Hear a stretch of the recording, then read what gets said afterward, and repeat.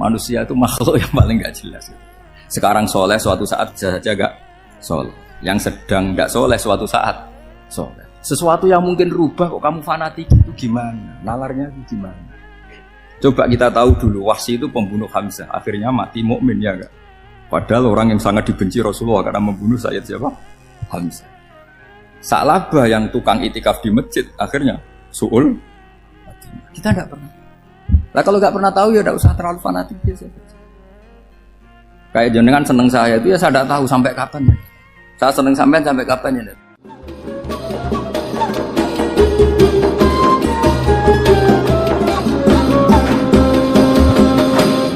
Kalau nggak ada nasa manso, maka orang selalu berpikir, pokoknya sementing ikut Nabi. Nah itu bahayanya kalau Anda tidak tahu detail, jangan-jangan syariat yang kamu ikuti itu syariat yang sudah berstatus mansukhoh, telah dicabut. Dan itu banyak. Makanya kata Sayyidina Ali ketika ada orang ngajar nggak tahu nasa manso, halakta wa ahlakta, kamu rusak dan merusak orang lain. Seperti tadi pernah ada kawin itu satu turunan, yaitu era Nabi Adam. Masa kita sekarang kawin sama satu turunan kan nggak mungkin, ya kan? Pernah ada membumi hanguskan orang kafir, yaitu syariatnya Nabi Nuh. Itu dihapus oleh syariatnya Nabi Ibrahim dulu.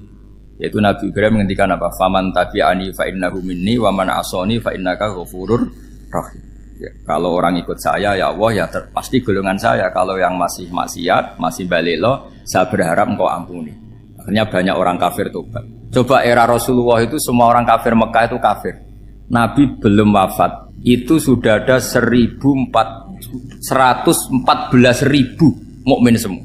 Jadi Nabi menangi mayoritas orang menjadi mukmin dari mayoritas kafir. Yaitu disebut wara'aitan nasa yadkhuluna fi dinillahi afwaj. Andai kan Nabi Muhammad pakai syariatnya Nabi Nuh, bisa enggak mengislamkan orang sebanyak itu? Enggak bisa kan? Maka ini penting mengenali nasa mansuh. Jadi periode cara wong Jawa maksud no tuntas. Robila tadar itu, pasot tuntas itu, menghabisi itu habis di periode Nabi siapa? No, syariat itu sudah enggak dipakai lagi. Yang dipakai apa? Faman tabi'ani fa innahu minni wa man asoni fa innaka ghafurur rahim. Lah Nabi Muhammad ini nabi yang kena khitab anit tabi' millata Ibrahim hanifah. Jadi masternya Nabi Muhammad itu mentornya Nabi Ibrahim. Sehingga syariatnya ya faman tabi'ani fa innahu minni wa man asoni fa innaka ghafurur rahim. Tidak syariat Rabbila tadzar alal ardi minal kafirina daya. Jelas ya. Jadi mengenali nasa manso itu penting sekali karena kalau ndak Anda halakta wa ahlakta, kamu merusak diri kamu sendiri juga merusak orang lain karena menfatwakan hukum yang sebetulnya sudah berstatus mansukh. Hanya berdasar itu kan syariatnya nabi-nabi dulu. Syariat yang apa? Syariat yang nggak pernah terhapus hanya satu, usuluddin, yaitu tauhid, itu sama. Tapi kalau syariat itu beda-beda, atau furu'iyah itu beda-beda. Itu tadi saya beri contoh, era Nabi dulu kalau ada pakaian najis dipotong, dibuang. Era Nabi Muhammad dicuci. Orang kafir dihabisi oleh langit. Era Nabi Muhammad nggak boleh, bahkan didoakan Allahumma hdi qaumi fa innahum la ya'lamun. Di Qur'annya apa? Wa in ahadum minal musyrikin astajaraka fa'jirhu hatta yasma'a kalama Allah tsumma ablighu ma'mana. Jadi kalau ada orang kafir enggak boleh main dihabisin, mereka beri peluang untuk mengkaji kitabullah. Hatta yasma'a kalama Allah. Kalau mereka sudah berpeluang ngaji, harus tsumma ablighu ma'mana, harus dijamin keamanan. Ya, karena apa? Dzalika bi annahum qaumul la ya'lamun. Bagaimanapun mereka memang karena tidak tahu. Nah, kenapa tidak tahu? Enggak. Karena tadi mereka tertutup oleh kultur yang beratus-ratus tahun. Mbah-mbahnya mereka menyembah batu, menyembah berhala. Ya taunya itu ya Tuhan. Bagaimana Anda bisa menjelaskan sesuatu yang sudah beratus-ratus tahun kan tidak gampang. Maka ada periode dimaklumi. Apa? Kalau era sampean kan, mosok waktu disembah saking gobloknya orang. Kamu lahir kan sudah nyembah Allah, tidak nyembah batu. Bayangkan kalau kamu jadi mereka. Wong perut kamu saja disuruh makan pizza sakit kok. Karena saking lamanya makan sambal kan gitu. Kamu bilang perempuan Indonesia saja cantik kok, saking lamanya jadi orang Indonesia. Padahal orang Indonesia tanyakan orang Eropa, cantiknya di mana?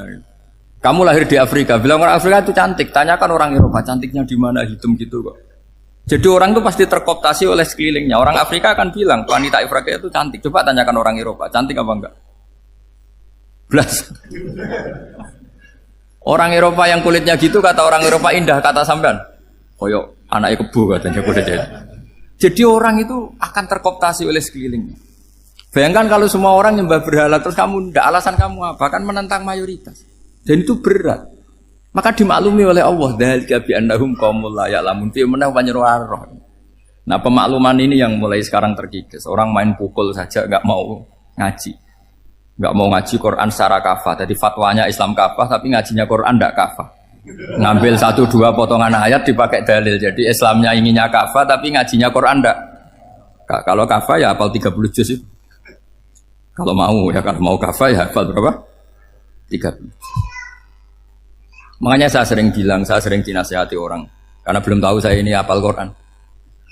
Bapak harusnya Islam itu kafah. Kata saya ya dimulai dari konsep Islam itu kafah dulu, apa ya hafal Quran secara kafah. Jadi ini penting saya utarakan. Bahaya sekali orang mengenali Islam tanpa mengenali nasah mansukh. Karena beberapa syariat Nabi sebelum kita itu berstatus mansukh. Terus contoh berikutnya, ini nasah mansukh antar Nabi apa khusus internal Nabi? Antar Nabi aja nggak selesai nih sampai.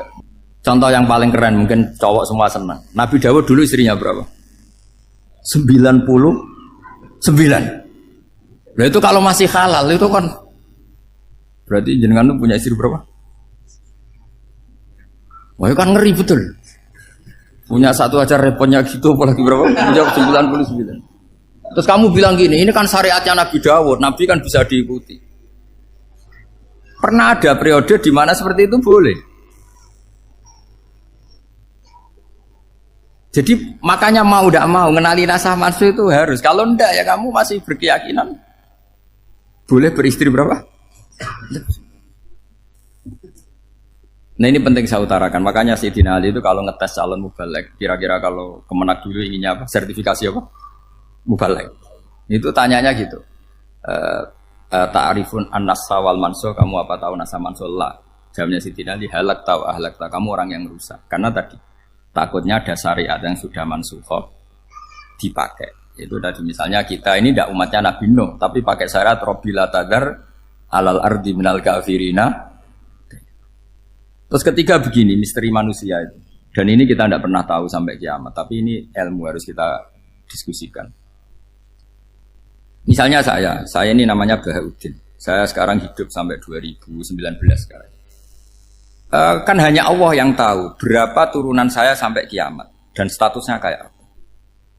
Donald Trump juga gitu. Donald Trump itu sekarang kafir, tapi kita tidak pernah tahu nanti turunan keberapa ada yang Muslim. Lah turunan yang calon Muslim ini diletakkan di mana kita tidak tahu. Yang jelas kalau kamu bunuh itu katut itu. Artinya gini, logika membiarkan orang kafir itu ya ada logikanya. Logika membunuh karena mereka mau membunuh kita ya ada logika fikihnya, karena kalau kita ada membunuh dibunuh. Makanya semuanya hukum ini terus bergantung al-hukmu yaduru ma'ilatihi wujudan wa'adam. Di sini terus dipertemukan. Makanya semua nabi itu kalau yang namanya membunuh pasti pas perang saja, karena ini kondisi yang memang pilihannya hanya dua, kalau nggak dibunuh ya membunuh. Ada duel lah itu. Maka ini butuh kajian fikih dan orang nggak boleh subjektif dalam hal ini. Saya ulang lagi, tidak boleh subjektif. Karena tadi orang yang kamu katakan sekarang misalnya Zaid, kamu itu bodoh sekali. Kenapa bodoh? Nggak hafal Quran, nggak pernah kuliah, nggak pernah ngaji. Ternyata Zaid ini bersemayam calon anak yang alim alama hafal Quran, namanya Umar, tapi masih jadi sperma. Suatu saat Zaid itu punya anak alim alama, kan banyak orang tidak bisa baca Quran punya anak hafid, banyak nggak di Indonesia? Banyak nggak petani yang punya anak dekan? Petani punya anak dekan, yang dekan punya anak naik kelas saja susahnya bukan main. Banyak kan? Nah ketika dibalik nanti ada dekan punya anak goblok, yang petani punya anak dekan, pinter mana? Kita tidak pernah tahu, makanya ini kan ya sudah, kalau nggak pernah tahu ya bilang saja wallahu alam, kan selesai. Daripada keminter keliru kan ada wallahu alam. Makanya cerita favorit guru saya Kiai Haji Maimun Zubair itu punya apa namanya Kiai Zubair. Itu cerita favoritnya itu ada santri namanya Soleh. Soleh itu alim alam. Orang Madura itu cara berpikir kan kalau kiai saja alim seperti itu, apalagi bapaknya. Pas bapaknya main ke pondok, santrinya ada ribuan. Bapaknya main ke pondok itu. Sholat itu ya gak bener, gak sesuai sunnah Rasul lah kira-kira gitu. Sudah sholat itu gak bener, apa-apa gak bener. Masih ditakwil sama santri Madura, karena orang Madura itu kultus. Mungkin khilaf itu satu khusus, pokoknya perlakuan khusus. Suatu saat saking bodohnya orang itu kenceng tuh pinggir musola. Wah ini nggak bisa ditakwil lagi, akhirnya nggak bisa ditakwil tuh nggak. Wah ini sudah nggak bener ini, nggak bener. Singkat cerita santri tadi nggak kuat matur ke kiainya, Pak Yai, jenengan sealim itu kok bapaknya segoblok itu. Kenapa? Ya, dia kenceng pinggir musola. Oh bapak saya tuh pinter sekali. Kok bisa? Karena beliau yang memutuskan saya mondok sampai saya jadi alim alama seperti ini. Yang bodoh itu mbah saya. Yang bodoh itu mbah saya kan. Artinya gini, sekarang misalnya Anda dekan atau Anda rektor atau Anda profesor atau Anda kiai top mubalek kondang. Anda mubalek kondang terus punya anak, gobloknya bukan main atau apalagi anaknya ketangkep KPK. Yang satu anaknya orang bodoh jadi dekan. Kalau kompetisi ini pinter mana coba? Ada ahli metodologi tapi anaknya itu terlibat narkoba. Yang ini petani utun, anaknya dekan. Kira-kira kalau dikompetisikan pinter mana? Anaknya pinter petani tadi gitu. Yang ketika petani kamu vonis bodoh gitu. Tapi siapa tahu kalau ini menyimpan calon. Paham ya? Kita tidak pernah tahu. Makanya Quran selalu ngajari dalam ilmu sosial itu wa in adri la'allahu fitnatul lakum wa mata'un ila. Dalam ilmu sosial itu kita harus jawab tidak tahu. Karena mudah. Makanya saya tadi pagi ngaji di direktorat saya bilang, saya pernah diprotes orang, Gus kamu udah jelas 01 atau 02. Ya saya jawab gitu. Manusia itu makhluk yang paling gak jelas gitu. Sekarang soleh suatu saat bisa saja gak soleh. Yang sedang gak soleh suatu saat soleh. Sesuatu yang mungkin rubah kok kamu fanatik itu gimana? Nalarnya itu gimana? Coba kita tahu dulu Wahsy itu pembunuh Hamzah, akhirnya mati mukmin ya enggak? Padahal orang yang sangat dibenci Rasulullah karena membunuh Sayyid siapa? Hamzah. Sa'labah yang tukang itikaf di masjid akhirnya su'ul Fatimah. Kita tidak pernah. Nah kalau nggak pernah tahu ya tidak usah terlalu fanatik biasa. Kayak jenengan seneng saya itu ya saya tidak tahu sampai kapan ya. Saya seneng sampai kapan ya. Tahu. Kayak suami istri. Pas nikah harmonis bulan madu sampai kapan bertanya. Yang jelas paling awet itu pasangan jelek itu pasti nggak awet. Makanya jadi guyonan. Pasangan itu jangan baik-baik gak awet. Kalau jelek itu awet. Ternyata maksudnya cantik sama ganteng. Itu suatu saat pasti jadi jelek. Yang jelek sama jelek pasti jelek terus. Makanya jadi guyonan. Kalau pasangan jelek itu awet katanya. Tapi kalau pasangan baik, ternyata baik wajahnya itu mesti gak awet. Suatu saat pasti jelek. Tapi yang jelek awet. Karena mulai dulu ya jelek sampai itu. Awet jeleknya maksudnya bukan. Ya jelas ya, jadi saya mohon sekali ini ilmu. Sampai ndak urusan, ini bukan urusan cocok tidak cocok, tapi ilmu. Ilmu harus kita dengar bahwa syariatnya para nabi itu yang sifatnya furu'iyah, tidak usuliyah, tidak tauhid itu potensi rubah.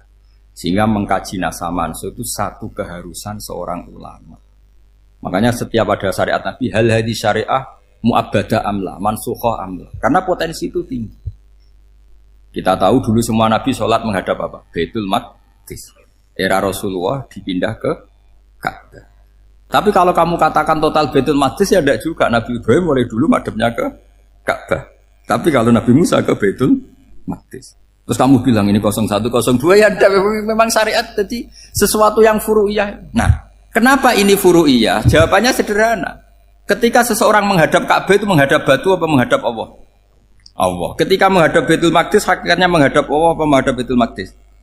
Allah. Maka menghadap Ka'bah itu sebenarnya masalah furu'iyah. Yang masalah usuliyah adalah inni wajjahtu wajhiya lilladzi fataras samawati wal ardh. Yang permanen adalah menghadap Allah Subhanahu wa taala. Cuma secara prosedur syariatnya secara zahir menghadap Ka'bah. Maka potensi rubah karena ternyata itu furu'iyah. Untuk kiblatnya itu furu'iyah. Yang permanen adalah menghadap ke Allah Subhanahu wa taala.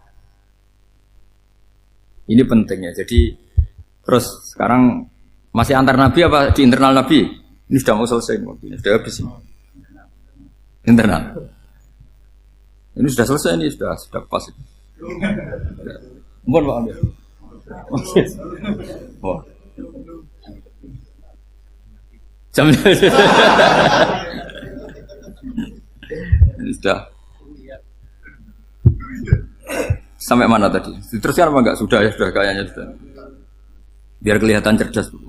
Sekali pertemuan sudah pinter gitu. Berapa? Setengah jam sudah pinter gitu. Yang internal Nabi apa antar Nabi? Internal ya, sudah sekarang ke internal. Kalau internal lebih banyak lagi contohnya. Yang masyhur tentu masalah Baitul Maqdis. Dulu Rasulullah pernah sholat menghadap Baitul Maqdis 16 bulan. Berapa? 16 bulan. Kila 17. Pokoknya khilafnya hanya 16 dan 17. Kalau ada bilang 10 bulan berarti gak pernah ngaji. Khilafnya, karena khilafnya itu hanya 17 sama 16. Akhirnya sama Allah diminta disuruh menghadap ke Ka'bah. Saya ulang lagi, itu tetap masalah antar nabi sebetulnya. Begini, makom itu kalau dalam bahasa Arab bukan kuburan. Kalau di Indonesia kan makomnya Sunan Bonang itu kan kuburan. Kalau makom dalam bahasa Arab itu sesuatu yang pernah dipakai singgah, itu namanya apa? Makom. Lalu Rasulullah itu pertama di Medina itu madhep Baitul Maqdis itu 16 bulan. Orang Yahudi senangnya bukan main, sampai mereka bilang gini, Muhammad tuh gaya-gaya nantok punya agama baru, tapi kiblatnya ikut kita. Baguslah anak itu, katanya. Masih tahu diri katanya. Bagus katanya itu masih tahu diri. Jadi senangnya bukan main orang Yahudi, karena kiblatnya Muhammad sama dengan mereka. Ya tentu mereka jangkar Muhammad, bukan Sayyidina Muhammad atau Rasul Muhammad, karena mereka masih gak iman. Nabi itu ya agak tersiksa, karena beliau secara gen turunan Nabi Ibrahim dan kiblatnya Ibrahim itu Ka'bah. Agak tersiksa tapi sami'na wa ata'na tetap madhab ke Baitul Maqdis berapa? 16 bulan. Suatu saat Nabi Muhammad itu disuruh madhab Ka'bah. Ini dengerin. Akhirnya madhab ke Ka'bah. Apa yang terjadi? Orang Yahudi komentar gini, Muhammad itu gimana? Dia di perantauan rindu sama keluarganya, terus rindunya itu diaplikasikan jadi perilaku agama. Jadi dia madhab Ka'bah dianggap kangen. Kayak saya kan orang Rembang. Rembang itu apanya Jogja? Timurnya apa? Nggak, Jakarta itu mana Jakarta itu? Barat sana ya. Ibaratnya saya orang Jakarta, terus merantau di Jogja. Dulu kiblatnya itu menghadap ke timur, terus ketika madhab ke barat kata sampean, wah itu padune kangen apa? Keluarga. Juga kurang ajar orang Yahudi. Jadi orang Yahudi itu memang paling pinter bully. Makanya kalau sampean tukang bully itu ya agak-agak, ya enggak. Saya tidak ngomong agak ya, pokoknya agak-agak. Ya. Pinter bully orang Yahudi. Makanya nggak ada orang debat sepinter orang Yahudi. Yang bisa ngalahkan hanya Tuhan itu. Orang Yahudi yang bisa ngalahkan hanya Tuhan. Lalu Sayyidina Ali orang paling terkenal cerdas. Itu kalau sama orang Yahudi itu pusing. Karena ya apa logikanya itu? Saya beri sekian contoh. Ada orang Yahudi tanya gini, Muhammad, kalau kambing mati itu yang bunuh siapa? Ya Allah, mati langsung itu. Agama kamu itu aneh, Mak. Yang langsung sentuhan Allah haram, tapi yang lewat tangan-tangan jahil manusia malah halal. Harusnya itu yang halal kan orisinal langsung Allah yang mundur. Jadi utaknya itu aneh, dari cara berpikir itu aneh. Nah cara sampean ini kan, nak halal pangan kue. Tapi Nabi kan nggak boleh bertutur kata kasar gitu. Kalau yang jadi Nabi saya untalan ngono kan gitu. Tapi Nabi kan nggak boleh kasar. Jadi Nabi itu problem karena nggak boleh apa? Kasar. Kalau kita kan gampang, wis nak halal untalan kan selesai, Pak. Tapi Nabi nggak boleh kasar gitu. Jadi nak jadi nggak Nabi, nggak sampean itu kan enak. Mau keliru ya pantas, mau apa saja pantas. Karena kan nggak panutan. Kalau Nabi nggak bisa. Meluruskan kebenaran itu harus tetap sesuai akhlak. Ya, jadi agak kerepotan. Makanya punya Umar, alhamdulillah ada yang nggak perlu aturan itu. Jadi enak. Jadi ya itu memang aturannya harus itu. Coba Nabi itu perang tapi nggak boleh bunuh. Kayak apa susahnya? Beliau jadi sasaran tembak tapi nggak boleh bunuh. Kalau sahabat kan enak, duel, merilek, santai, bisa tarung. Kalau Nabi nggak boleh. Makanya Nabi meskipun ikut perang terus nggak ada sejarah orang yang dibunuh. Ya, hanya satu peristiwa itu pun dibaca orang kafir, ditangkis Nabi, pedangnya kembali ke dia mati. Tapi nggak ada yang Nabi. Karena Nabi kalau pembunuh nanti itu terus kayak pendekar kan susah juga punya Nabi kok. Habis perang saya Nabi tanya, Muhammad habis perang berapa? 1000. Ya repot juga punya Nabi mantan apa? Pembunuh meskipun yang dibunuh orang kafir, tapi kan kayak apa ya? Fitrah manusia itu akan menolak kepemimpinan orang yang gitulah pokoknya nggak bisa diterangkan itu. Makanya Nabi itu nggak pernah bunuh meskipun kayak apa musuhnya tapi nggak pernah bunuh. Untungnya di sekeliling orang-orang yang tadi. Jangan bilang itu suka bunuh ya, pokoknya perang gitu ya. Perang dengan bunuh itu beda loh ya. Kalau perang itu fair apa? Fair. Sampai mana tadi? Nabi Ibrahim ya. Makom tadi saya ulang lagi. Nabi Muhammad menghadap ke Baitul Maqdis itu hanya Allah nuruti. Ini loh Nabi betul. Tahu betul bahwa di antara syariat adalah Baitul Maqdis. Karena semua Nabi pernah berkiblat Baitul Maqdis. Tapi Nabi ketika menghadap ke Ka'bah, Nabi juga dibilangin sama Allah. Ini loh syariat yang benar. Karena Ka'bah juga kiblat sing a'taku. Lebih tua ketimbang Baitul Maqdis. Maka disebut Ka'bah Atiqah. Ilal Baitil Atiq. Kalau Quran bahasakan Ka'bah apa? Wal yatawafu bil Baitil Atiq itu tua sekali. Ya sudah. Ketika berstatus tua itu orang Yahudi seneng, mergo roh kelirune Muhammad. Mereka nantang, Muhammad ayo debat terbuka. Nabi rawuh. Bagaimana Anda bilang Ka'bah itu kiblat tertua? Wong Ka'bah itu pertama yang menghadap sana itu ya kamu. Semua Nabi menghadapnya ke Baitul Maqdis. Terus Nabi Muhammad mulai berargumentasi ilmiah tadi. Enggak, Ka'bah itu kiblatnya Ibrahim. Jadi Ibrahim dulu itu yang mulai dulu kiblatnya itu di Ka'bah. Terus orang itu tanya buktinya apa? Terus dijawab fihi ayatum bayinatum maqam Ibrahim. Ternyata di situ ada jejak kakinya Nabi Ibrahim, yaitu batu yang diinjak beliau ketika bangun Ka'bah. Itu argumentasi ilmiah. Lah barang orang Yahudi kehilangan ilmu itu gobloknya orang Yahudi. Makanya yang bisa mengalahkan Yahudi hanya Allah Subhanahu wa taala. Wong Ibrahim saja golongan kita, pengikut kita. Ibrahim itu pengikut Yahudi. Wah itu Nabi mulai senyum-senyum, mulai tertawa-tawa.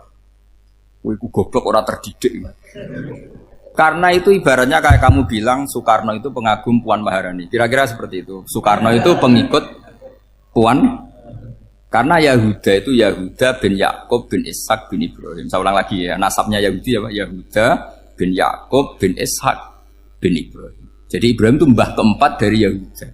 Tapi karena mereka kalah debat, Ibrahim itu pengikut Yahudi, itu sama dengan bilang apa? Soekarno itu pengikut Puan Maharani. Itu kan jadi aneh. Atau Gus Dur pengikut Mbak Yeni, atau Basim Asari pengikut Mbak Yeni, itu kan aneh. Wah, akhirnya sama Allah diingatkan. Makanya ada ayat ha antum haula hajjatum fi malakum bi ilm falimatu hajuna fi ma laysa lakum bi ilm. Perjanjian debat ini semuanya harus ilmiah. Tapi kenapa perdebatan Anda malah ndak ilmiah? Akhirnya orang Yahudi iftadohu, malu semua. Wah, semuanya Muhammad itu satu-satunya kekalahan orang Yahudi. Tapi ayat-ayat seperti ini itu enggak populer. Ayat ha antum haula'i hajastum fi malakum bi ilm falimatu hajuna fi ma laysa lakum bi. Jadi Islam betapa hebatnya Islam. Kalau debat harus ilmiah. Dan Kanjeng Nabi menantang, ini perjanjian kita debat ini ilmiah. Kenapa sekarang jadi tidak ilmiah? Yaitu kamu mengatakan Ibrahim itu pengikut Yahudi, padahal Ibrahim dengan Yahudi itu dulu Ibrahim. Kan Yesus mat kalah mat, tapi tetap ra Islam. Tapi nah, makanya terus Ka'bah dibuktikan ketuaannya lewat apa? Fihi ayatum bayinatum maqamu Ibrahim. Itu bukan makom kuburan.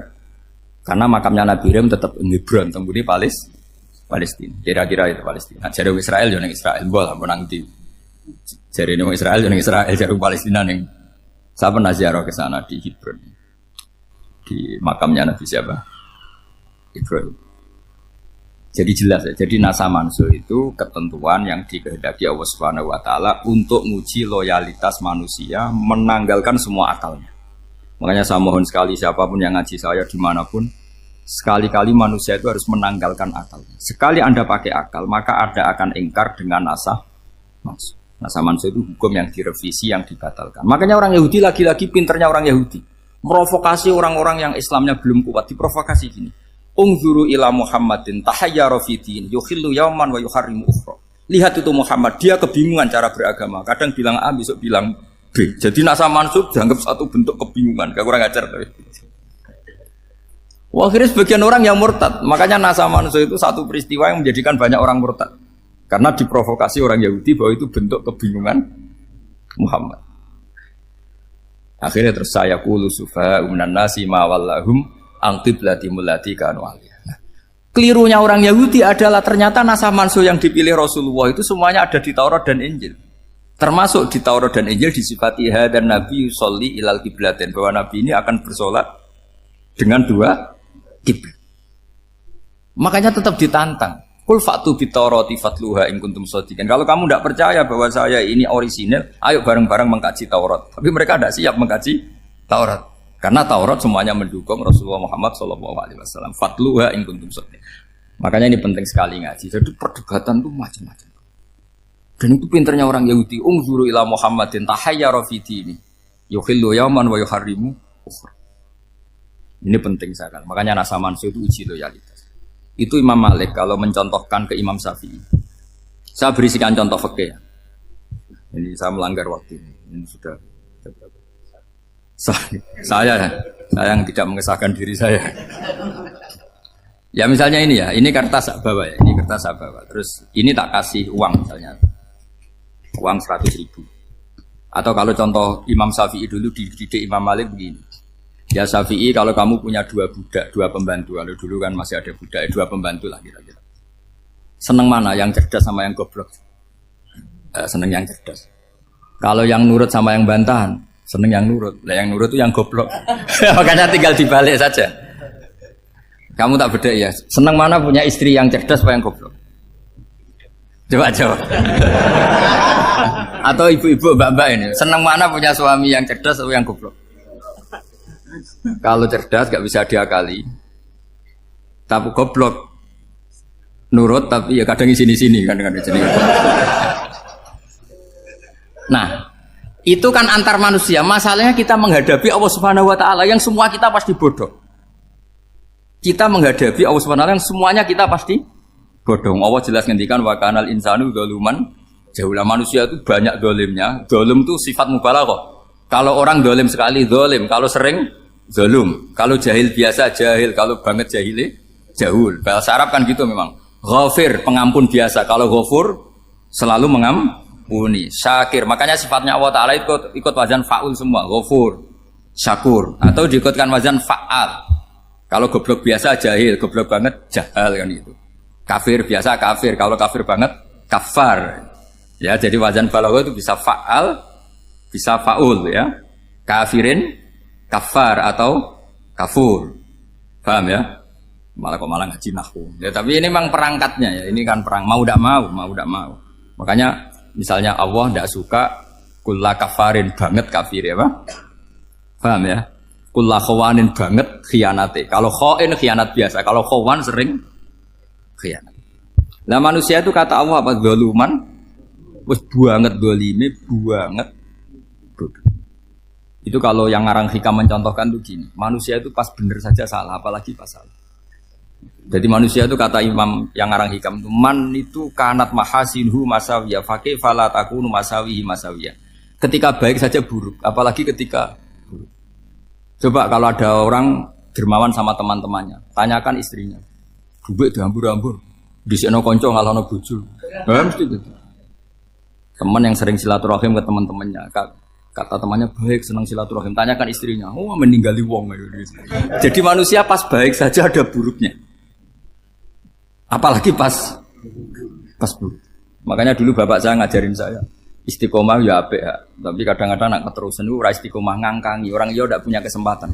Misalnya ada imam masjid ngimami terus sampai tua sampai mau mati, itu istiqomah apa ndak memberi peluang yang lain? Ndak jawab. Jadi itu manusia. Jadi pas baik saja buruk, apalagi pas buruk. Kayak saya gini di sini ngajar baik, tapi saya ada sopannya harus di atas. Padahal banyak orang sepuh, ada Pak On, ada beberapa yang kan terpaksa nggak sopan. Tapi sampean yang nyuruh, berarti sampean yang dosa.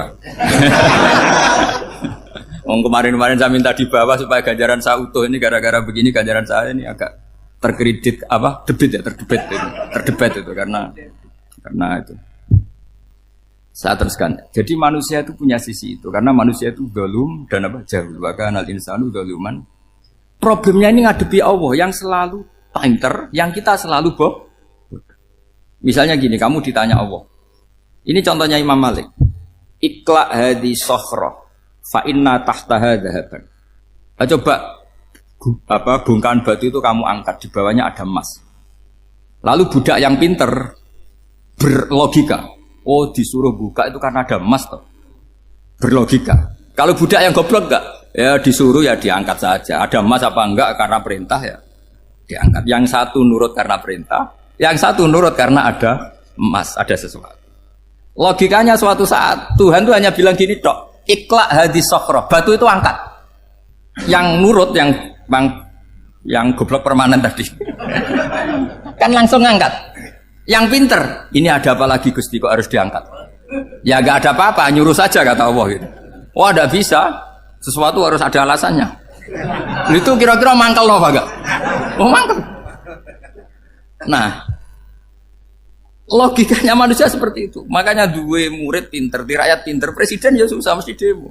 Goblok ya susah di sini uang. Ini kan nggak ada pilihan. Memang manusia itu nggak ada pilihan. Nah sekarang masalahnya gini di fikih ini, saya kembali lagi ke fikih. Pertanyaannya secara fikih begini, misalnya iddah. Iddah itu seorang perempuan ditinggal mati suaminya atau ditinggal atau cerai. Itu kan ada namanya apa? Iddah. Iddah itu memastikan apa tujuannya? Memastikan rahim itu steril dari mani atau sperma zaut awal. Supaya nanti kalau dinikah orang lain tidak terjadi ikhtilatul ansab, nasab. Oke, berarti iddah kita beri argumentasi secara ilmiah li baro'atir rohmi. Jadi misalnya Zaid menceraikan istrinya Sri dalam keadaan masih bisa haid. Iddahnya 3 kali masa suci. Wal mutallaqatu yatarabbasna bi anfusina salah satu guru. Lalu karena secara teori medis kalau haid berarti bukti tidak hamil. Apalagi kalau haidnya terulang-ulang sampai 3 kali pasti tidak hamil. Jika kalau nanti dinikahi orang lain pasti kalau ada anak ya anaknya zaud sani atau zaud kedua. Berarti alasan iddah li baro'atir rohmi. Oke, kita sok pinter, sok bijak. Pertanyaannya adalah sekarang sudah baru 1 bulan suaminya di Malaysia nggak pernah ngumpuli, dicek di medis juga berbukti tidak hamil. Apakah boleh tanpa iddah? Semua ulama mengatakan tidak boleh. Tapi ini kan rahimnya jelas bersih. Ya karena iddah itu nuruti perintah pangeran, pokoknya tetap iddah 3 kali masa suci. 3 kali masa suci atau masa haid, itu ada perdebatan ulama. Tapi kan ini terbukti bersih Gus. Meskipun terbukti bersih, kata Allah harus iddah 3 bulan atau berapa? Kira-kira 3 bulan, 4 bulan ya tetap harus iddah. Kowe milih mana? Sok pinter, Gusti. Berhubung ini, pangeran mbok terangno gitu. Berhubung. Jadi Tuhan apa mbok wari? Berhubung Gusti. Ini jelas steril dari sperma zaut awal, enggak usah iddah Gusti. Sama aja kamu disuruh majikan kamu ikhla hadis sakhra, berhubung nggak ada apa-apa, nggak usah ya. Kira-kira mangkel nonda budak yang seperti itu. Mangkel. Maka dibutuhkan kebodohan dalam beragama. Betul itu memang. Makanya Nabi itu unik, pernah bilang itu gini, aksaru ahlil jannah al-buhu, aki-aki penduduk swarga itu al-buhu, wong goblok-goblok. Maksudnya goblok yang jenis ini, bukan goblok betulan maksudnya. Maksudnya goblok jenis ini itu ya tetap pinter, tapi pinternya dibuang, pura-pura goblok demi samina. Jadi saya misalnya kok pinter dan goblok tadi sekaligus, pinter dan goblok. Ya bah, ikhla hadis sokhro, fa inna tahta hadapan.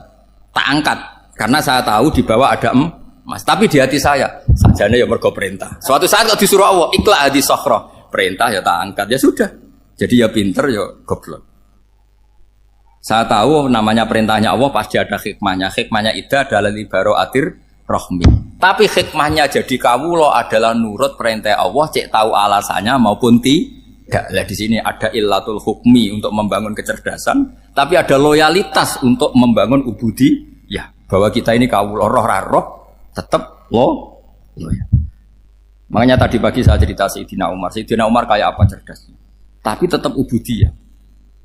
Yaitu Rasulullah SAW sering dibully orang kafir. Muhammad tuh gaya-gaya nantok. Wong ora oleh nyembah berhala, ora oleh nyembah watu, jebule dekne nyembah Hajar Aswad. Karena dilihat dari jauh kan tetap nyium Hajar Aswad.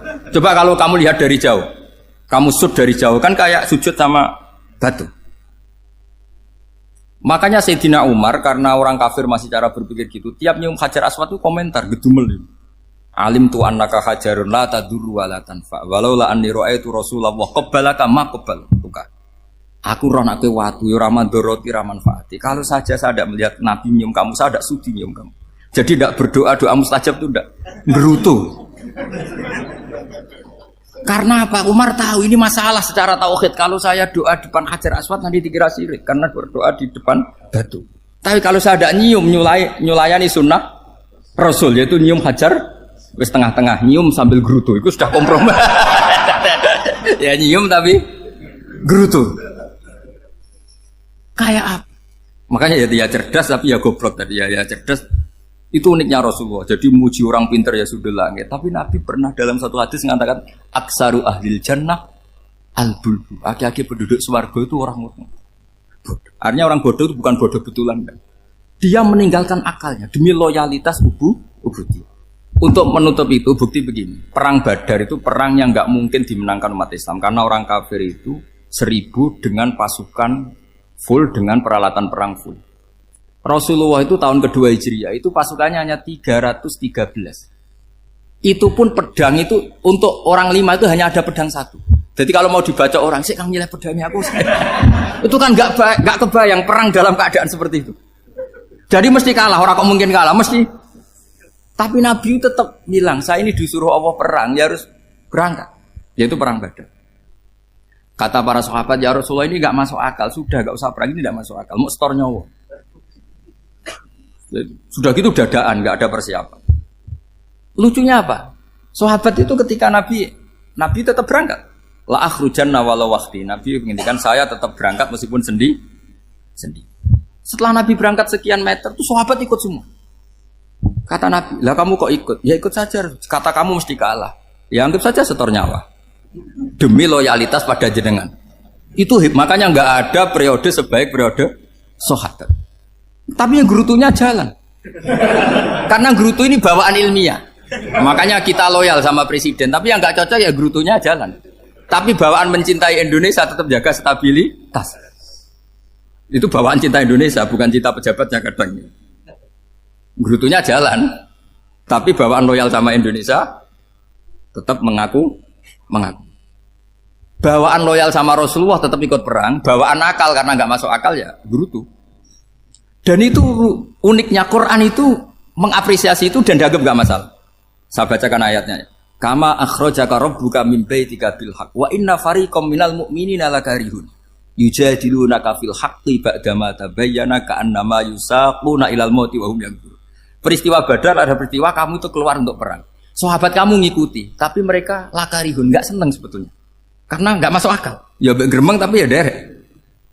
Yujadilunaka fil haqq, mereka mendebat kamu dalam kebenaran. Jadi ya Rasulullah wong perang karuan kalah jenengan lakoni alasane nopo? Lah kowe kok melok? Ya saya harus ikut jenengan Nabi. Itu unik. Kalau orang sekarang mana mau kalau gak masuk akal gak mau melakukan. Coba misalnya istri kamu belajarnya dikurangi. Anggap saja petualangan latihan hidup di masa lalu. Gak mau. Padahal petualangan itu hal yang indah. Petualangan itu kan hal yang indah. Kan gak mau. Oh ngirit aja alasan. Tapi lucunya kalau dijak camping bermiskin-miskin di hutan mau. Karena karpe dhewe, tapi nak suami yang ngongkon. Ayolah seminggu ini kita model miskin. Anggap aja petualangan masa lalu. Enggak mau. Karena pinter, apa? Coba kalau bodoh. Ya ngono ya apa-apa Mas. Tapi resikonya nak bodoh, pas kamu sakit ya dibiarin. Karena dia melihat sakit kan biasa, namanya manusia. Jadi makanya ini pilihannya susah, hidup itu masih susah makanya ini. Jadi uniknya Quran gitu. Quran itu membolehkan psikologi manusia. Makanya Allah ngendikan kutiba alaikumul qital wa huwa kurhul lakum. Ya saya tahu kamu tidak suka perang. Allah yang ngakui wa huwa kurhul, enggak apa-apa. Tapi ketidaksenangan kita harus dilawan demi mengikuti Allah dan misalnya perempuan Allah juga gitu. Wa ashiruhunna bil ma'ruf. Gauli istri kamu muamalah secara baik. Kata Allah fa in karihtumuhunna fa asa an takrahu syai'a wa ja'alallahu fi khairan katsira. Mungkin ada watak yang kamu tidak suka, tapi di situ ada kebaikan. Allah ngaku yang namanya suami mesti ada watak yang enggak suka dari istrinya. Juga sebaliknya lebih banyak lagi yang suami istri kamu tidak suka watak kamu. Juga enggak suka hidung kamu, wajah kamu banyak lah enggak disuka. Tapi demi kestabilan negara suami istri ini, mereka loyal, justru itu bagus. Maka jagalah ilmu, juga jagalah loyalitas. Itu yang perlu saya utarakan. Jadi makanya agama ini dibangun dua. Satu kecerdasan hikmah, yaitu ya al-hukmu yaduru ma'ilati wujudan wa adaman. Tapi juga ada ubudiyah, bahwa agama ini milik Allah. Maka sami'na wa ata'na. Karena begini logikanya, saya ulang lagi masalah batu. Ikla hadis sokhro fa inna tahta adaban. Terus saya angkat, pembantu saya ngangkat. Dia saya gaji atas nama apa? Nurut kan? Atas nama menemukan emas apa atas nama nurut? Nurut, karena emas itu juga penemuan saya, milik saya. Ngangkat batu yang nggak ada emasnya juga atas nama nurut. Jadi rapot yang saya berikan ke pembantu saya itu tentang nurut dan tidak nurut. Saya kan tidak peduli dengan cerdas dan tidak cerdas. Itu kan tidak sesuatu yang menguntungkan saya. Nah Allah juga gitu. Kecerdasan kamu, pinter kamu itu tidak menguntungkan Allah Subhanahu wa Ta'ala. Karena Allah itu tidak butuh pinter kamu, cerdas kamu. Allah hanya butuh mental ubudiyah kamu. Makanya Allah mensifati nabinya hanya subhanalladzi asra bi abdihi. Karena status tertinggi manusia adalah sifat kehambaan. Makanya ya Tuhan nafsul mutmainnah irji'i ila rabbiki radhiyatam mardiyah fadkhuli fi ibadi. Berstatuslah sebagai hamba baru wadkhuli jannah. Nah kalau kamu berstatus hamba ya harus baik, gak usah kalian bantah. Coba kalau kamu rasional, ya Allah kenapa bikin surga nanti-nanti? Engkau kan bikin sekarang, ngapain repot-repot nanti? Jadi kacau semua agama. Makanya yang perlu didahulukan adalah status ya Tuhan nafsul mutmainnah irji'i ila rabbiki radhiyatam mardiyah fadkhuli fi ibadi. Masuklah berstatus sebagai hamba saya. Khasnya hamba tadi, ya cerdas karena semua yang diperintahkan Allah pasti ada hikmahnya. Tapi kecerdasan ini kadang kita tinggalkan demi loyalitas ubudiyah. Assalamualaikum warahmatullahi wabarakatuh.